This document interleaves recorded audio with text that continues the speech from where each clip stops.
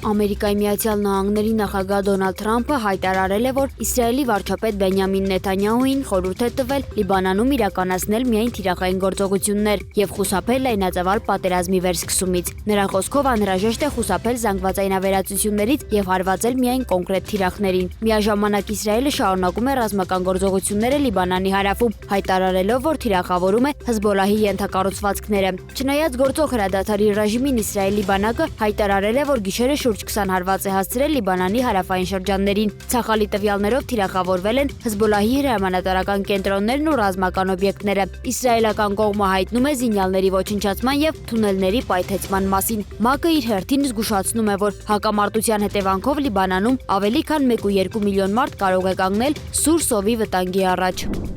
Ամերիկայի Միացյալ Նահանգների նախագահ Դոնալդ Թրամփը եւ Ռուսաստանի նախագահ Վլադիմիր Պուտինը հեռախոսազրույց են ունեցել, որը տևել է ավելի քան 1.5 ժամ։ Թրամփի խոսքով զրույցի ընթացքում քննարկվել է Ուկրաինայում հնարավոր հրադադարը։ Կրեմլի տվյալներով Պուտինը ներկայացրել է նաեւ Ուկրաինայում ժամանակավոր հրադադարի գաղափար հաղթանակի օրվա ընթացքում։ Ռուսական կողմը նշել է, որ զրույցի ընթացքում քննարկվել են նաեւ այլ միջազգային հարցեր, իսկ Պուտինը պատրաստակամություն է հայտնել աջակցելու որոշ ուղղություններով։ Ամերիկայի Միացյալ Նահանգների ռազմական գործողություններն Իրանի դեմ մինչև այժմ գնահատվում են շուրջ 25 միլիարդ դոլար, հայտնել է Պենտագոնի բարձրաստիճան պաշտոնյա Ժյուլ Հըրսթը։ Նա կոնգրեսում նշել է, որ ծախսերի հիմնական մասն ուղղվել է զինամթերքի եւ ռազմական գործողությունների ապահովմանը։ Հիշեցնենք, որ Ամերիկայի Միացյալ Նահանգների հարվածները սկսել են փետրվարի 28-ին, իսկ այժմ կողմերի միջև պահպանվում է փխրուն հրադադար։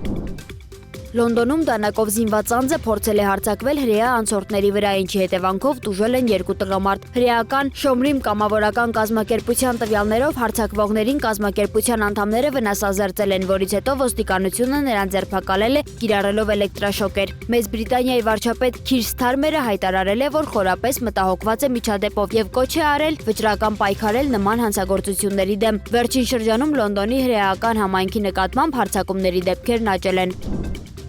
Պակիստանի զինված ուժերը Չաման սահմանային գոտում ոչնչացրել են աֆղանական ուժերի մի քանի հսկիչ կետեր եւ տրանսպորտային միջոցներ, հայտնում է Դաունը հղում անելով ուժային կառույցներին։ Պակիստանյան կողմի պնդմամբ գործողություններն իրականացվել է ի պատասխան չհրահրված ագրեսիայի։ Արդարացի ցասում անվամբ ռազմական գործողությունն ըստ աղբյուրի ուղղված է Աֆղանստանի տարածքում գործող խմբավորումների դեմ եւ կշարունակի մինչեւ նպատակների իրագործումը։ Սահմանային բախումները վերսկսվել են փետրվարի 26-ին, իսկ աֆղանական կողմը հայտարարում է, որ գործողությունները պատասխան են պակիստանյան ավիահարվածներին։ Ավելի վաղ Պակիստանի պաշտպանության նախարար Խավաջա Ասիֆը հայտարարել էր, որ կողմերի միջև ձևավորվել է բացահայտ զինված դիմակայություն։